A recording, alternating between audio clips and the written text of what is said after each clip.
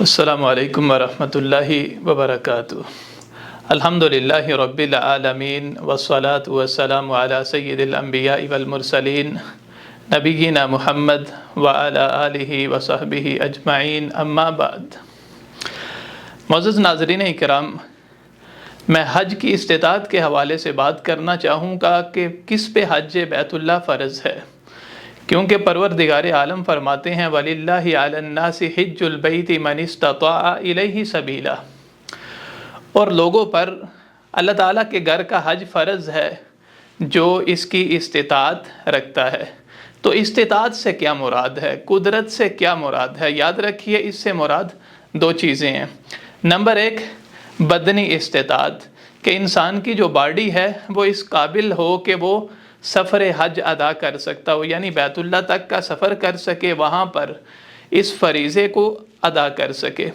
اور دوسری استطاعت ہے مالی استطاعت، یعنی انسان کے پاس اتنا مال ہو کہ وہ اس عظیم الشان سفر کے اخراجات برداشت کر سکتا ہو، یعنی جا کے یہ فریضہ ادا کرنے کے بعد آسانی سے واپسی آ سکتا ہو، اور ساتھ میں اس کے پاس گھر والوں کے لیے اس عرصے کا خرچہ موجود ہو کہ گھر والے بھی آسانی کے ساتھ یہ دورانیہ جو ہے، یہ جو عرصہ ہے، وہ آسانی کے ساتھ گزر بسر کر سکے۔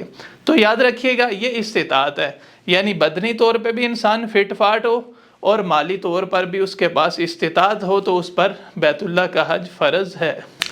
اسی طرح یاد رکھیے گا، عورت پر حج کی فرضیت کی شرط یہ ہے کہ اس کے ساتھ محرم ہو، یعنی یا اس کا شوہر ہو یا کوئی محرم رشتہ دار ہو۔ اگر اس کے ساتھ کوئی محرم نہیں ہے تو یاد رکھیے اس پر حج فرض نہیں ہے۔ اسی طرح دوسری جو چیز ہے، جو بندہ مالی طور پہ استطاعت تو رکھتا ہے لیکن بدنی طور پر وہ استطاعت نہیں رکھتا، تو دیکھا یہ جائے گا جو بیماری ہے اسے کیا وہ دائمی ہے یا وقتی ہے۔ یعنی اگر کوئی کسی عارضی بیماری کے اندر مبتلا ہے تو وہ انتظار کرے گا یہاں تک کہ وہ صحت مند ہو جائے، لیکن اگر کوئی دائمی بیماری کے اندر مبتلا ہے، یعنی انتہائی زیادہ وہ بندہ بوڑھا ہو چکا ہے یا کسی ایسی بیماری کے اندر مبتلا ہے جس سے شفا یابی کی امید نہیں ہے، تو یاد رکھیے وہ بندہ جو ہے اپنی طرف سے کسی کو حج بدل کروائے گا۔ اس کی دلیل جو ہے مشہور و معروف روایت ہے کہ ایک عورت نے نبی علیہ السلام سے عرض کیا کہ اللہ کے رسول، میرے والد جو ہیں وہ انتہائی بوڑھے ہو چکے ہیں، جب ان پر حج فرض ہوا ہے تو کیا میں ان کی طرف سے حج کر سکتی ہوں؟ تو آپ نے فرمایا ہاں، تو اپنے والد کی طرف سے حج کر۔ تو یہ بدل حج کی بہت بڑی دلیل ہے کہ جو بندہ بدنی طور پہ استطاعت نہیں رکھتا لیکن مالی طور پہ اس کے پاس استطاعت ہے، تو اسے چاہیے کہ وہ کسی کو اپنی طرف سے حج بدل کروائے۔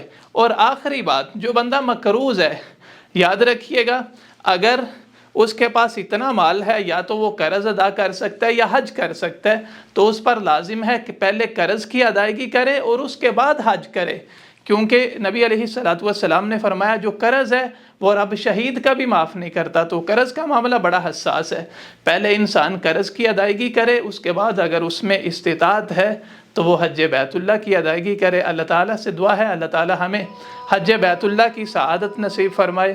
وصلی اللہ وسلم علی نبینا محمد۔